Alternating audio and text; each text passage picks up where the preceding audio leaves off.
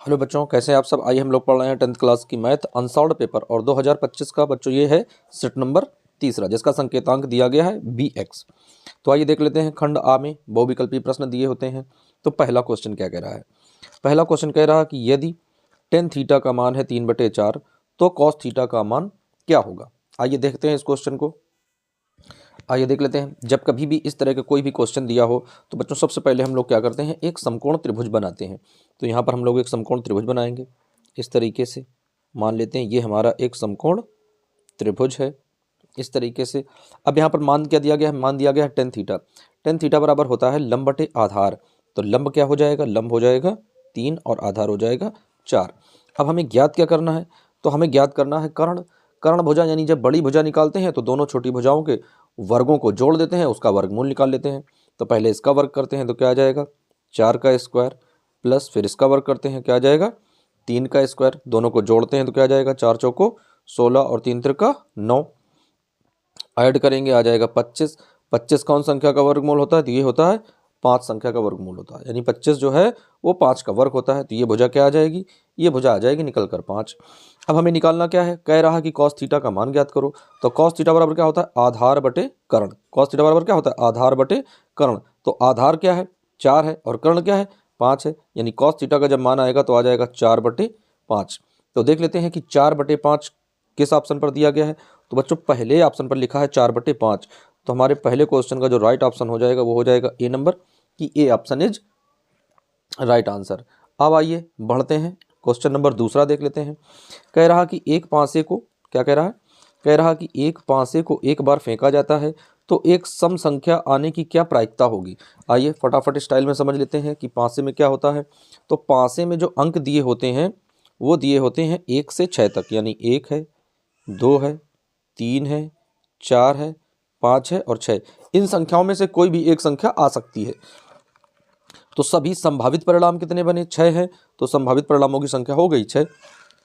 अब अनुकूल परिणाम क्या बनेंगे, तो अनुकूल परिणाम बनते हैं जो सम संख्या पूछ रहा था। तो इसमें कौन कौन सी सम संख्याएं हैं, तो 2 सम संख्या है, 4 सम संख्या है और 6 सम संख्या है। यानी सम संख्याओं की संख्या कितनी है, 1 2 3, यानी 3 है जो सम संख्याएं हैं। अब इसको कट करते हैं, 3 एकम 3 और 3 दुआई 6।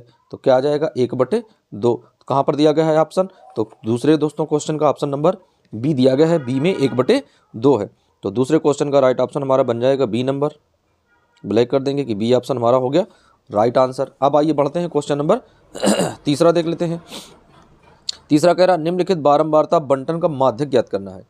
क्या ज्ञात करना है बच्चों, निम्नलिखित एक बारंबारता दी गई है और कह रहा कि उसका माध्यक हमें निकालना है। तो आइए इसका माध्यक देख लेते हैं। माध्यक इसका निकालने का क्या फार्मूला होता है, तो ये थोड़ा लेंथी फार्मूला है, समझेंगे इसको हम लोग।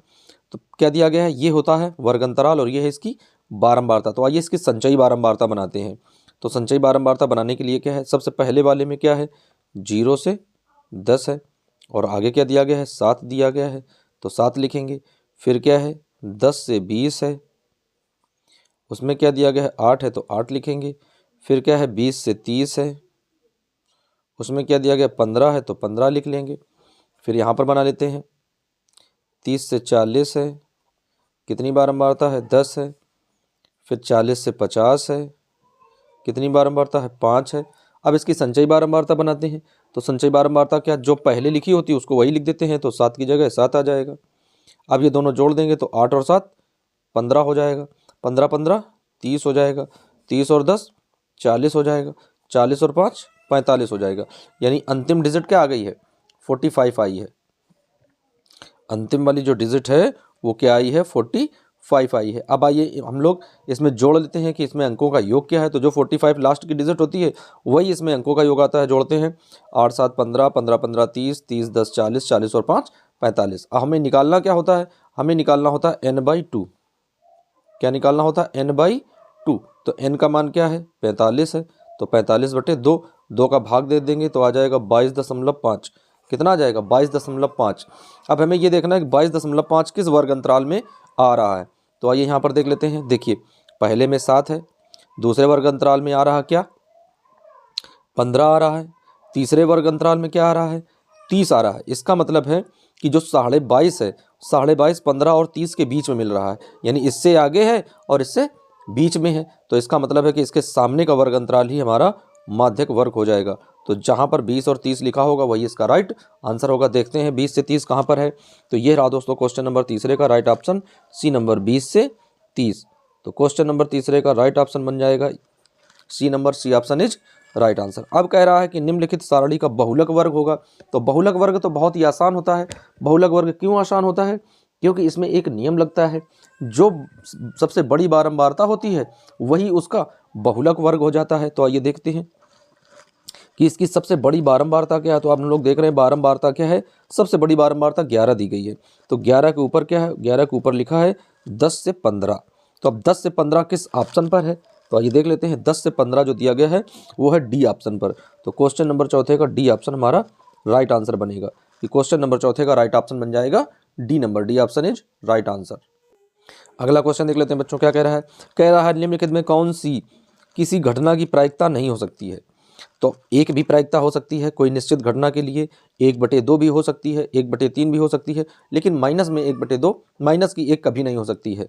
तो क्वेश्चन नंबर 5 का राइट ऑप्शन हमारा बन जाएगा बी नंबर, कि बी ऑप्शन इसमें राइट हो जाएगा, क्योंकि माइनस में कभी कोई प्रायिकता नहीं निकाली जाती है।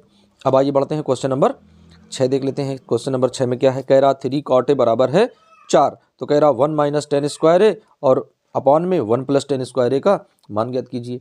आइए देख लेते हैं, ये भी थोड़ा क्वेश्चन समझने वाला है और इसे हमें सॉल्व करके ही लगाना होगा। आइए देखते हैं कैसे लगाएंगे।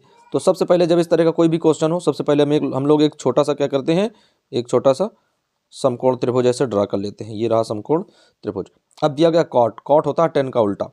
तो अब हमें यहाँ पर दिया गया है 3 cot A = 4। तो जब cot A का मान हम लोग निकालेंगे तो 4 ऊपर हो जाएगा और 3 नीचे हो जाएगा। cot थीटा बराबर क्या होता है, आधार बटे लंब। क्या होता है, आधार बटे लंब। तो आधार क्या है, 4 है, और लंब क्या है, 3 है। क्योंकि tan थीटा बराबर क्या होता है, लंब बटे आधार, और 10 का उल्टा cot होता है, तो आधार बटे लंब बन जाएगा। अब यहाँ पर हमें क्या निकालना है, बड़ी भुजा निकालनी है। तो फार्मूला हम लोग जानते हैं, अगर बड़ी भुजा निकालते हैं तो दोनों भुजाओं का वर्ग कर देते हैं। तो 4 स्क्वायर आ जाएगा प्लस 3 का स्क्वायर करेंगे, 4 का करेंगे 16 आ जाएगा, 3 का करेंगे 9 आ जाएगा, दोनों को ऐड करेंगे 25 आ जाएगा, वर्गमूल देखेंगे तो 5 आ जाएगा। तो क्या आ गई, ये भुजा 5 आ गई। अब हमसे पूछ रहा है कि 1 - 10 स्क्वायर ए और 1 + 10 स्क्वायर ए का मान ज्ञात करना है। तो आइए सबसे पहले तो हम लोग tan थीटा का मान निकाल लेते हैं। तो tan A का मान क्या है, तो tan A बराबर होता है लंब बटे आधार। क्या होता है बच्चों, लंब बटे आधार। तो लंब बटे आधार यानी क्या आ जाएगा, 3/4। अब हम लोग मान रखेंगे इसमें, क्या आ जाएगा, यानी 1 - ब्रैकेट में 3/4 का स्क्वायर है, अपॉन में 1 + 3/4 का स्क्वायर है। अब यहाँ पर इसको सॉल्व करते हैं, तोड़ते हैं, तो क्या आ जाएगा, 1 की जगह तो 1 आ जाएगा, माइनस 3 × 9/4 × 16, अपॉन में आ जाओगे, आ जाएगा 1, प्लस का चिन्ह लगाओगे, 3 × 9, 4 × 16, हर बराबर करोगे तो 16 एकम 16, 16 में 9 जाएगा, 7 बचेगा। तो क्या आ जाएगा, 7/16, 7/16, अपॉन में यहाँ करेंगे 16 एकम 16, 16 में 9 जोड़ोगे 25, तो आ जाएगा 25/16। तो 16 से 16 कैंसिल हो जाएगा, तो 7/25 आंसर आ जाएगा। देख लेते हैं कि 7/25 किस ऑप्शन पर है। तो ऑप्शन नंबर ए में दिया गया है। तो ऑप्शन नंबर ए का हमारा राइट आंसर बन जाएगा। तो क्वेश्चन नंबर 6 का राइट ऑप्शन बन गया ए नंबर। अब आइए बढ़ते हैं क्वेश्चन नंबर 7वां देख लेते हैं। कह रहा कि cos 60 का मान ज्ञात कीजिए। तो cos 60 जो है ये साइन का उल्टा होता है, यानी साइन 60 का मान होता है √3/2 और cos 60 का मान हो जाता है 1/2। तो क्वेश्चन नंबर 7वें का राइट ऑप्शन बन जाएगा सी नंबर, ये सारणी का मान है। तो लिख देंगे कि 1/2 हमारा राइट आंसर बन जाएगा। फिर कह रहा 1 + cot स्क्वायर ए अपॉन में 1 + 10 स्क्वायर ए का मान होगा। आइए इसका मान देख लेते हैं कि इसका मान किस तरीके से हम लोग फाइंड करेंगे। इसे थोड़ा सेट कर लेते हैं ऊपर। क्वेश्चन नंबर 8वां हम लोग सॉल्व कर रहे हैं। तो ये रहा क्वेश्चन नंबर 8वां। अब इसे हम लोग सॉल्व करते हैं। यहाँ पर क्या दिया गया है, 1 + cot स्क्वायर ए, cot का मान क्या होता है, यानी साइन का मान होता है साइन थीटा बटे cos थीटा, इसमें हो जाता है cos थीटा बटे साइन थीटा। तो आ जाएगा cos स्क्वायर थीटा बटे साइन स्क्वायर थीटा। फिर पूरे का बटे कर लेते हैं।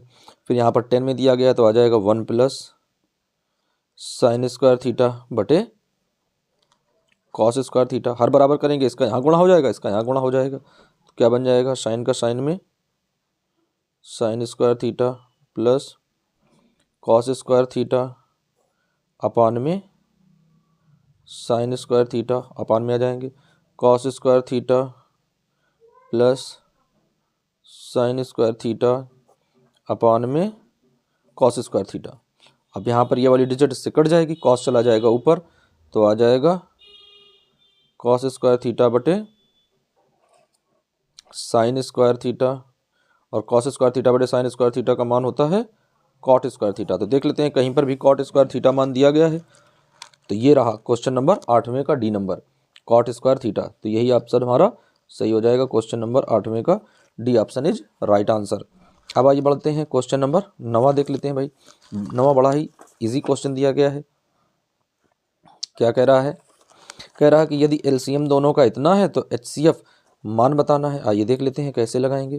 तो जब हमें एलसीएम और एचसीएफ निकालने होते हैं, एचसीएफ ज्ञात करना है, तो क्या करते हैं, दोनों संख्याओं का गुणा लगा देते हैं, यानी 35 है गुणे 63 में गुणा लगा देंगे, अपान में क्या करेंगे 315। अब इसमें से हम लोग कट करेंगे, और कट करने पर जो भी संख्या हमें प्राप्त होगी उसको हम लोग निकाल लेंगे कि क्या मान आया है। तो आइए सबसे पहले तो इसको हम लोग कट करते हैं 5 से, सरल करते हैं 5 से, और देख लेते हैं एचसीएफ क्या आएगा। तो बच्चों 5 से कट करेंगे, 5 सत्ते 35, 7 आ जाएगा, 5 का इसमें भाग देंगे, 5 छक्का 30, बचा 1 और 3 आ गया, 5 त्याई 15, 63, 63 से 63 शहीद हो गया, क्या बचा 7। तो एचसीएफ क्या आ गया 7। क्वेश्चन नंबर 9 का राइट ऑप्शन बन गया हमारा बी नंबर। क्या लिखेंगे, क्वेश्चन नंबर 9 का राइट ऑप्शन हमारा बी नंबर। अब आइए 10वें का देखते हैं। कह रहा संख्या 12, 15 और 21 का एलसीएम ज्ञात करो। भाई बड़ा मजेदार क्वेश्चन है। आइए क्वेश्चन नंबर 10वां, 12 का निकालना है, तो 12 के गुणनखंड करते हैं, क्या आ जाएगा 2 दूनी 4 तियाँ 12, 12 गुणनखंड हो गए। उसके बाद फिर 15 दी गई संख्या, 15 क्या हो जाएगा 3 गुणे 5, फिर 21 दिया गया है तो 21 का कर लेते हैं, क्या आ जाएगा 3 गुणे 7। अब यहाँ पर देख रहे हैं हम लोग कि 3 3 का एक जोड़ा बन रहा है, तो 3 तो एक ही बार लिखेंगे। अब जो हमें एलसीएम निकालना है तो क्या आ जाएगा 2 गुणे 2 गुणे 3 गुणे 5 गुणे 7, गुणा करते हैं, 5 तेई 15, 15 दूनी 30, 30 दूनी 60, और 60 का 7 में गुणा करेंगे, यानी 60 गुणे 7, तो 7 छंग 42, 420। देख लेते हैं कि 420 किस ऑप्शन पर है। तो ये रहा क्वेश्चन नंबर 10वें का डी नंबर, 420 ऑप्शन ये है। तो क्वेश्चन नंबर 10वें का डी नंबर सही हो जाएगा। अब आइए क्वेश्चन नंबर 11वां क्या कह रहा है, आइए देख लेते हैं। क्वेश्चन नंबर 11 क्या कह रहा है, तो बच्चों क्वेश्चन नंबर 11 कह रहा है कि √2 और इतने का गुणनफल होगा। आइए देख लेते हैं, गुणा करा देते हैं। √2 है ब्रैकेट में, 2 माइनस √2 है, इसका इसमें गुणा करेंगे तो आ जाएगा 2, √2 माइनस 2 से 2 में करेंगे तो 2 आ जाएगा, तो वही संख्या आ गई। अब जब किसी के साथ में ऋण लगा होता तो वह अपरिमेय संख्या होती है, तो क्या बन जाएगा यहाँ पर, यह एक अपरिमेय संख्या है। यह क्या है, यह एक अपरिमेय संख्या है। इससे क्या तात्पर्य होता है कि यदि एक परिमेय और एक अपरिमेय संख्या का चाहे हम गुणा करें, जोड़ करें, भाग करें, जो भी करें, तो क्या आ जाता है, एक अपरिमेय संख्या ही आती है। अब कह रहा बिंदु दिए गए हैं, क्वेश्चन नंबर 12 में कह रहा बिंदु दिए गए हैं, उनके बीच की दूरी ज्ञात करनी है। आइए देख लेते हैं कि बीच की दूरी कैसे हम लोग निकालते हैं, बिल्कुल इजी स्टेप्स में। फार्मूला होता है √x2 - x1, तो x2 क्या है 4 माइनस 2 का स्क्वायर प्लस y2 की जगह 1 है माइनस y1 की जगह 3 है, इसका स्क्वायर करेंगे, क्या बचेगा 2 2 दूनी 4 प्लस यहाँ 2 बचेगा 2 दूनी 4, जोड़ेंगे तो √8, 8 को क्या लिखते हैं 2√2, तो ये आ गया 2√2। देख लेते हैं कहाँ पर ऑप्शन है, तो क्वेश्चन नंबर 12 का राइट ऑप्शन बनना है सी नंबर, तो C option is right answer. अब आइए देख लेते हैं क्वेश्चन नंबर 13 क्या कह रहा है। बहुत ही इजी क्वेश्चन है, बस केवल हमें समझना भर है कि क्वेश्चन हम लोग किस तरीके से सॉल्व करेंगे। इजी से स्टेप्स में आएगा क्वेश्चन। कह रहा है यदि 5 सेंटीमीटर त्रिज्या का एक वृत्त है, यानी 5 सेंटीमीटर ये कोई 5 सेंटीमीटर त्रिज्या का एक वृत्त हो गया, ये 5 सेंटीमीटर त्रिज्या का एक वृत्त है। अब कह रहा कि वृत्त के P बिंदु स्पर्श रेखा यानी बिंदु P है और ये गई है स्पर्श रेखा। केंद्र O से जाने वाली रेखा OQ पर इस प्रकार मिलती है। केंद्र O से जाने वाली रेखा यानी Q P O ये इस प्रकार मिलती है कि OQ बराबर है 12। तो हमें ये PQ का मान ज्ञात करना है। अगर बड़ी भुजा दी हो, छोटी भुजा निकालनी हो तो क्या करते हैं, माइनस करते हैं, गुणा लगाते हैं। यहाँ पर क्या आ जाएगा, 12 है तो करेंगे 12 का स्क्वायर, माइनस 5 है तो करेंगे 5 का स्क्वायर। क्या आ जाएगा, 144 माइनस का 25 घटाएंगे 119, वर्गमूल निकालेंगे तो अंडर रूट चिन्ह लग जाएगा, तो आ जाएगा अंडर रूट 119। देख लेते हैं अंडर रूट 119 कहाँ पर दिया गया है। तो क्वेश्चन नंबर 13 का राइट ऑप्शन है बी नंबर, अंडर रूट 119, और यही इसका राइट आंसर है। अब आइए बच्चों देख लेते हैं क्वेश्चन नंबर नेक्स्ट 15वां क्वेश्चन क्या कह रहा है। तो क्वेश्चन नंबर 14वां, जैसा कि आप लोग देख पा रहे होंगे क्या लिखा है। क्वेश्चन नंबर 14वें में कह रहा चित्र दिया गया है, कह रहा DE जो है वो BC के समांतर है, AD का मान दिया गया है। तो बच्चों जब हमें एक ऐसा त्रिभुज हो जिसमें एक कोण उभयनिष्ठ हो, इसमें देखिए दोस्तों एक कोण इसमें भी शामिल है ADE में और ABC में, ये दोनों शामिल है, तो दोनों त्रिभुज क्या हो जाएंगे, समरूप हो जाएंगे। तो समरूप त्रिभुजों की कसौटी क्या होती है, AD बटे में BD बराबर में AE बटे में EC। अब सब यहाँ पर मान दिए गए हैं, मान रख लेते हैं। तो मान सामने रखे हैं, क्या कह रहा, AD बराबर 3 है तो 3 बटे DE, AD बराबर 3 है, उसके बाद DE यानी AD बराबर 3 है, DE बराबर 4 है, DE बराबर 4 है। फिर कह रहा है BD बराबर B से D, BD बराबर क्या है 1.5 है बराबर। अब क्या कह रहा है कि BC बराबर ज्ञात कीजिए, BC का मान ज्ञात करना है हमें। अब इसका मान दिया गया है 4, यानी यहाँ पर क्या कह रहा है DE बराबर जो है वो यहाँ पर AE रख देते हैं अपॉन में EC। अब यहाँ पर कट करते हैं तो क्या आ जाएगा, हटाएंगे 0, ऊपर 30 हो जाएगा, 15 एकम 15, 15 दूनी 30। तो क्वेश्चन नंबर 14 में क्या है आइए देख लेते हैं। तो यहाँ पर आ जाएगा 2, और ये कितने दिया गया है, ये दिया गया है 4, तो 4 और 2 ऐड हो जाएगा, 4 + 2 क्या आ जाएगा, 6 आ जाएगा। तो BC बराबर क्या है, 6 सेंटीमीटर बन जाएगा। क्वेश्चन नंबर 14 का राइट ऑप्शन बन जाएगा डी नंबर, BC बराबर 6 सेंटीमीटर। क्योंकि 2 का अनुपात बन रहा है तो यहाँ पर जो 4 दिया गया है 2 जोड़ देंगे, 2 यहाँ पर आ जाएगा। अब आइए बढ़ते हैं, क्वेश्चन नंबर क्या आ जाएगा बच्चों, 15। क्वेश्चन नंबर 15 क्या कह रहा है, कह रहा 6 सेंटीमीटर त्रिज्या वाली एक वृत्त के त्रिज्य खंड का कोण 60 है तो उसका क्षेत्रफल ज्ञात कीजिए। भाई ये तो बिल्कुल एकदम से लल्लन टॉप क्वेश्चन है। आइए देखते हैं कैसे हम लोग सॉल्व करेंगे। करना क्या है, हमें यहाँ पर त्रिभुज दिया गया, यानी हमें सबसे पहले फार्मूला पता होना चाहिए, क्या होता है थीटा बटे 360 इंटू पाई आर स्क्वायर। अब मान पता होना चाहिए, थीटा का मान क्या है 60, तो 60 बटे 360 इंटू पाई की जगह पाई आ जाएगा, इंटू आर कितना है 6, तो 6 गुणे 6, कट करेंगे 0 से 0 गया, 6 एकम 6, 6 तिरंग 36, 6 से 6 कैंसिल हुआ, 6 पाई और सेंटीमीटर स्क्वायर आंसर आ गया। देख लेते हैं कहाँ दिया गया है, तो ये दिया गया 6 पाई सेंटीमीटर स्क्वायर। तो क्वेश्चन नंबर 15 का राइट ऑप्शन हमारा बन जाएगा सी नंबर, कि C option is right answer. लगा देंगे भाई, ये बिल्कुल एकदम से इजी स्टेप्स में क्वेश्चन सॉल्व हो गया। अब आइए बढ़ते हैं, अगला क्वेश्चन देख लेते हैं 16वां। कह रहा है कि 10 सेंटीमीटर भुजा वाले 2 घन के संलग्न फलकों को मिलाकर एक ठोस बनाया जाता है, इससे प्राप्त घनाभ का पृष्ठीय क्षेत्रफल। तो 10 सेंटीमीटर भुजा के 2 घन हैं, क्या है 10 सेंटीमीटर भुजा के 2 घन हैं, यानी एक मान लेते हैं ये इस तरह से घन रखा हुआ है, अब यही के पास एक और ऐसे घन रख देंगे, तो घन की सभी भुजाएं बराबर होती हैं, तो इसकी ऊंचाई भी 10 हो जाएगी, चौड़ाई भी 10 रहेगी, लेकिन लंबाई 10 और 10 मिलकर 20 हो जाएंगे। तो लंबाई क्या बन जाएगी 20, चौड़ाई क्या रहेगी 10, ऊंचाई क्या रहेगी 10, ये घनाभ बनेगा। अब इसका पृष्ठीय क्षेत्रफल निकालेंगे तो फार्मूला क्या होता है पृष्ठीय क्षेत्रफल का, यानी 2 ब्रैकेट में लंबाई गुणे चौड़ाई, चौड़ाई गुणे ऊंचाई, ऊंचाई गुणे लंबाई। अब यहाँ पर मान रख देते हैं तो 2 बाहर रखेंगे, लंबाई क्या है 20 है गुणे चौड़ाई 10 है प्लस 10 गुणे 10 प्लस 20 गुणे 10, ये आ जाएगा।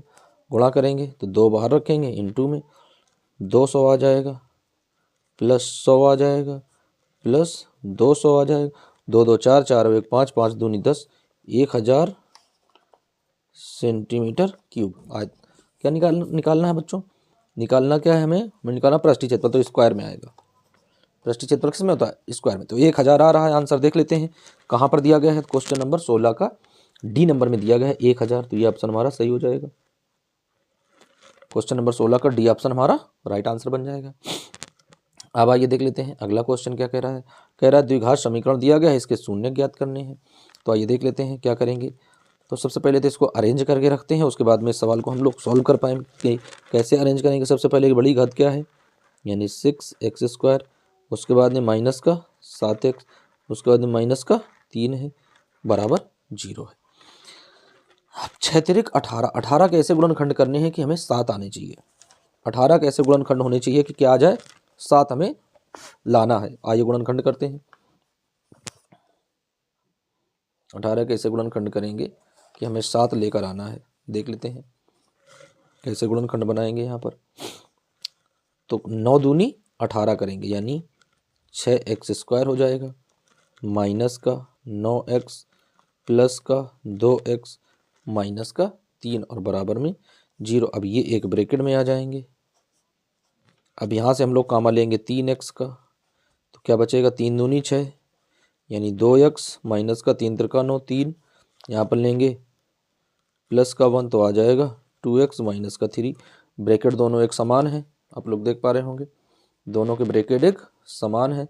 तो अब यहाँ पर हम लोग रख लेते हैं क्या आ जाएगा यानी 3x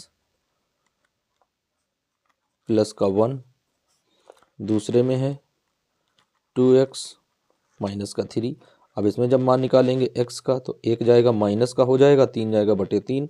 इसमें जब मान निकालेंगे x का तो 3 जाएगा प्लस का हो जाएगा बटे में 2, तो माइनस 1 बटे 3 और प्लस का 3 बटे 2, माइनस का 1 बटे 3, माइनस का 1 बटे 3 यहाँ पर देख पा रहे हैं माइनस का 1 बटे 3 है और प्लस का 3 बटे 2। बी ऑप्शन जो है हमारा सही बन रहा है। तो क्वेश्चन नंबर 17 का बी नंबर हमें मिल रहा है, तो इसी को हम लोग ब्लैक कर देंगे कि क्वेश्चन नंबर 17 का राइट ऑप्शन हमारा बन जाएगा B number. B option is right answer. अब आइए देखते हैं नेक्स्ट क्वेश्चन। अब आइए देख लेते हैं दोस्तों क्वेश्चन नंबर 18 क्या कह रहा है। कह रहा 2 समीकरण दिए गए हैं, कह रहा कि हल होंगे, तो इनके कैसे हल होंगे आइए देख लेते हैं, सॉल्व करते हैं इसको। तो a1 बटे होता है a2 और b1 बटे b2 c1 बटे c2। तो आइए देख लेते हैं किस तरीके से ऑप्शन इसका आएगा। तो यहाँ पर तो सबसे पहले हम लोग क्या करते हैं हर बराबर करते हैं, तो इसके नीचे तो 3 है तो यही आ जाएगा। अब इसे हम लोग सॉल्व करेंगे तो क्या आ जाएगा 4x प्लस 3 से गुणा हो जाएगा 3 दूनी 6y, फिर आ जाएगा बराबर 3 का इधर जाएगा 3 8 24 हो जाएगा। ये पहला समीकरण है। दूसरा समीकरण है 2x है 3y है बराबर 12 है। अब a1 बटे a2, तो a1 बटे a2 करेंगे बच्चों, तो a1 क्या है 4 है बटे a2 क्या है 2 है, b1 बटे b2 6 बटे 3 और c1 बटे c2 माइनस का 24 बटे माइनस का 12, क्योंकि यहाँ पर बराबर के उधर है तो प्लस में इधर आएगा तो माइनस में हो जाएगा। कट करेंगे 2 एकम 2 2 दूनी 4 3 एकम 3 3 दूनी 6 12 एकम 12 12 दूनी 24 यानी 2 बराबर 2 बराबर 2, सब के साथ में 2 2 आ रहा है यानी a1 बटे a2 बराबर है b1 बटे b2 के बराबर है c1 बटे c2 के। तो जब इस तरह की कंडीशन होती है तो उसके कितने हल होते हैं, बहुत सारे हल होते हैं, उसे हम लोग बोलते हैं अनंत हल, अपरिमित रूप से अनेक हल, उसका ऑप्शन सही हो जाता है। तो क्वेश्चन नंबर 18 का राइट ऑप्शन बन जाएगा बच्चों बी नंबर अनंत। अब आइए बढ़ते हैं क्वेश्चन नंबर देखते हैं 19वां कह रहा है कि द्विघात समीकरण दिया गया है और कह रहा है कि इसका विविक्त कर का मान बताइए। भाई क्या हमें बताना है, विविक्त कर का मान ज्ञात करना है। आइए देख लेते हैं कि इसका विविक्त कर का मान हम लोग कैसे निकालेंगे। तो आइए देखते हैं, बहुत ही इजी स्टेप्स में हम लोग सॉल्व करने वाले हैं। विविक्त कर का मान केवल फार्मूला रखेंगे और आंसर को निकालने का प्रयास करेंगे। आइए देखते हैं क्या कह रहा है। तो फार्मूला क्या होता है, बी स्क्वायर माइनस का 4ac। तो बी की जगह क्या है, फार्मूला जब लगाएंगे तो बी की जगह दिया गया है माइनस का 4√3 का स्क्वायर कर देंगे, माइनस 4ac होता है। तो 4 इंटू ए की जगह 3 है और माइनस सी की जगह 4 है। गुणा कराएंगे 4 चौको 16 और 16 48 आ जाएगा यहाँ पर। माइनस गुणा करेंगे 4 चौको 16 और 16 48, लेकिन माइनस माइनस का प्लस हो जाएगा। तो क्या आ जाएगा, 48 प्लस का भी 48 बन जाएगा, दोनों जोड़ देंगे तो आ जाएगा 96। कितना आ जाएगा, 96। तो क्वेश्चन नंबर 19 का देख लेते हैं बच्चों। क्वेश्चन नंबर 19 का कौन सा ऑप्शन सही निकल रहा है, एक बार फिर से देख लेते हैं। यहाँ पर दोस्तों देखो प्लस का है, यहाँ पर गलती से ये रख गया है, यही चिन्ह गलत हो रहा, तो माइनस का आएगा। घटाएंगे 48 में 48 जाएगा, शून्य बचेगा बच्चों। क्या बचेगा, शून्य। तो यहाँ पर देख पा रहे हैं क्या आ रहा है, विविध कर का मान शून्य आ रहा है। तो क्वेश्चन नंबर 19 का राइट ऑप्शन बनेगा हमारा C number. C option is right answer. चिन्ह के साथ में रखना होता है। तो माइनस तो ये फार्मूला का होता है, फार्मूला क्या होता है देख लेते हैं। फार्मूला होता है डी बराबर बी स्क्वायर माइनस का 4ac। तो माइनस ही आ गया, लेकिन यहाँ पर सभी मान जो है वो धनात्मक में दिए गए हैं, ये मान केवल ऋणात्मक में है, तो यहाँ ऋणात्मक में करेंगे। जैसा जो मान दिया गया उसको उसी तरीके से हम लोग सॉल्व करने का प्रयास करेंगे। अब आइए देख लेते हैं अगला क्वेश्चन क्या कह रहा है। बहुत ही इंपॉर्टेंट क्वेश्चन है और एकदम से सिंपल क्वेश्चन है। कह रहा है कि एक एपी दी गई है, पहले में लिखा है 3, दूसरे में लिखा है 3 + √2 है, उसके बाद में लिखा है 3 + √2 है, उसके बाद 3 + 3√2 है। इसका कह रहा है कि सारवंतर बताना है।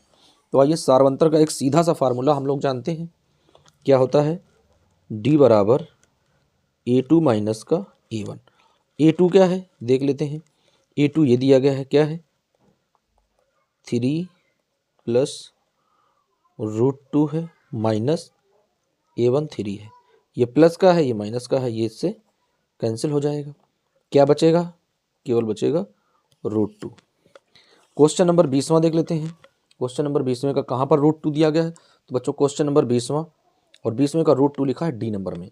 तो हमारा ऑप्शन नंबर सही हो जाएगा डी नंबर। क्या जाएगा बच्चों, क्वेश्चन नंबर 20वें का राइट ऑप्शन हो जाएगा D number. D option is right answer. I hope friends आप लोग समझ गए हैं।